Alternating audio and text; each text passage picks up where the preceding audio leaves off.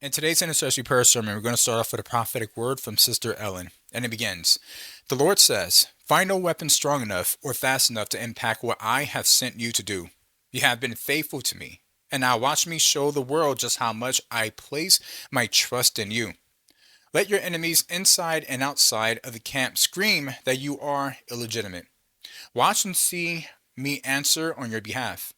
I have warned my people to do no harm to my anointed, and now they will feel what it is like to come against what I am doing all over the earth. For they are either for or against me when they speak about those who are mine. The power is in the tongue to choose life or death. The church doing business, as usual, is vile before me, says the Lord. The division, strife, and false beliefs are coming down. I mark those who are mine. Find now that others can actually see that mark and seal. My people are coming into a time of great and pure repentance, lasting change, and turnarounds are happening even now. I have promised not to leave you where you are. And even now, the great transformation has begun. You must change to be in kingdom alignment. So now let's go with the scriptures that we're going to touch on before we go through the prayer points and begin to pray over today's intercessory prayer sermon.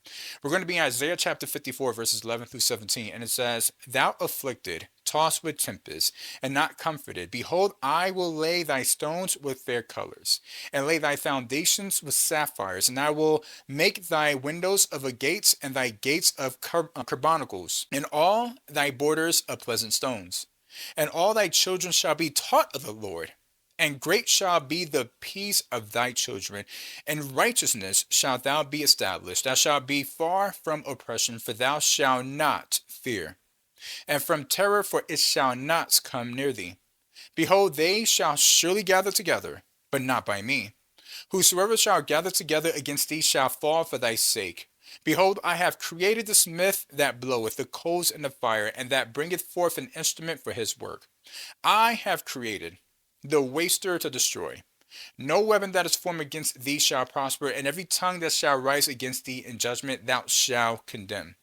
This is the heritage of the servants of the Lord, and their righteousness is of me, saith the Lord." So now to our prayer points. Let us begin about the fact that the Lord will defend and restore. All right. So God's nearness in trouble. God sees us in our troubles. He is always near to those who are called by his name. Though people may plot against us, he controls their plans and their devices to be used against us. The Lord will dismantle their efforts. It shall not reach our doors. You see, the Lord will build his people up to be a beautiful house before his presence and establish it as a place of his righteousness forever. Many in the kingdom of God are treated as outcasts and are not comforted. But the Lord, he will come to the aid of the outcasts, as a loving father, and care for them as his own. Those who are enemies may be from within or without our fellowship. We don't know, and sometimes we do. But the Lord will guard us. He will guard his anointed ones that is called by his name. They will not need to raise their hands in defense because he will fight for them. Authority has been given to us to speak and refute any attack that come against us and our families from those who seek to judge and condemn us. It is through the power of the Word of God that we shall accomplish this, and no longer shall we live as victims of oppression by those who seek to oppress us as we walk into the things of God. The Lord will establish us as a safe haven for our children once He, the Lord, has built our foundation and relationship up in Him. It is through this process that generational curses can be broken and our children can start a new path. He, the Lord God, will protect His people by any righteous means necessary. We will not have to war.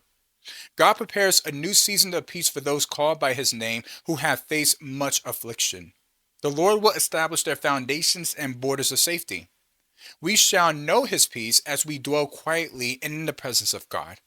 Though enemies may organize themselves against his anointed ones shall have nothing to worry about because the Lord shall fight their battles.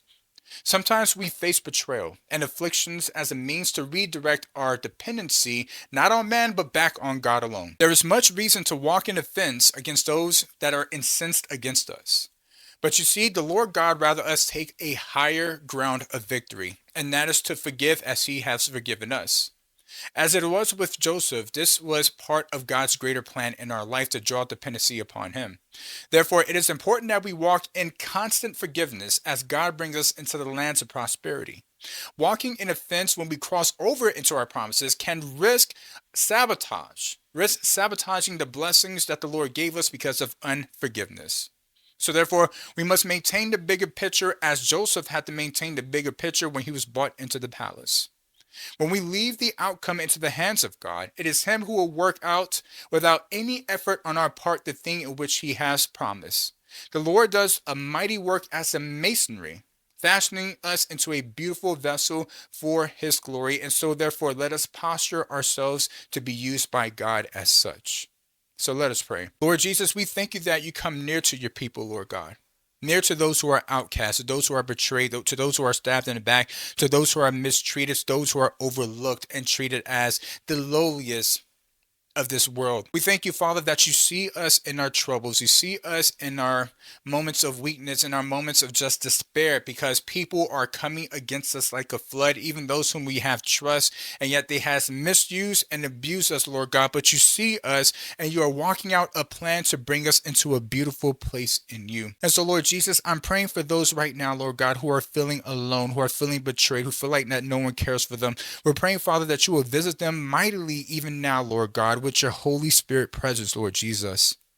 We're praying for your people that they will continue to have strength to endure, those that you have anointed to do many great things for your kingdom in this season of life, Lord God. Father, help us to be your people that would no longer allow ourselves to feel as victims, to feel like we have been made victims, Lord God, because of what people have done to us. Yes, the weapons has been formed. Yes, the weapons was launched. Yes, the weapons have reached our camps, but it did not prosper because we are still standing before you. So this day, Father, may you continue to rise in the lives of your people, in the cause of your people, and may the enemies of God, the enemies of those who are coming against your anointed ones, be scattered once and for all this day. But Lord Jesus, we're praying that you will help us to walk as Joseph had to walk.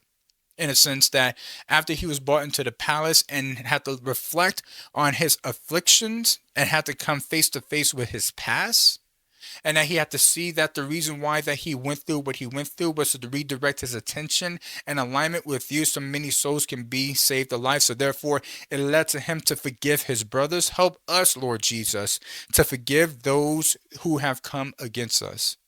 Because indeed, Father, it was part of your greater plan to do a greater work and a greater thing in the earth realm, Lord God. And it was not for those hard paths. There would have been no other way in which we would have used our free will to come into your presence as we have, to be in alignment with you, Lord God, and we could have missed our destiny altogether. So, Father, we thank you.